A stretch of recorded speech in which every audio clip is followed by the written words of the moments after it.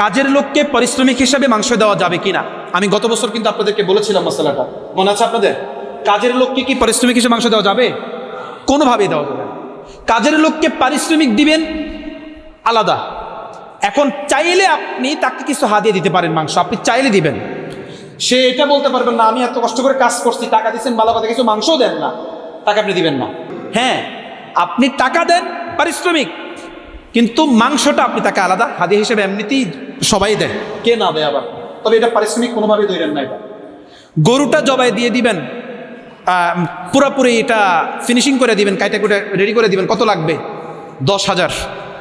কয় না 10,000 টাকা দিব না, তোমারে 10 কেজি মাংস দিব, 5 কেজি মাংস দিব, কিংবা 10 কেজি মাংস দিব আর এত টাকা দিব। তখন সে ক্যালকুলেশন করে, ও মাংস যদি 10 কেজি পাই আর যদি এটা পাই, বাস আমার পোষায় যায়, এটা সে পারিশ্রমিক, এটা সম্পূর্ণ নাজায়েজ। এইভাবে কোনোদিন চুক্তি করবেন না তোমাকে এত টাকা দিব আর এত কেজি মাংস দিব, তাহলে সম্পূর্ণ এটা নাজায়েজ হবে, এটা তার পারিশ্রমিক দেওয়া হবে।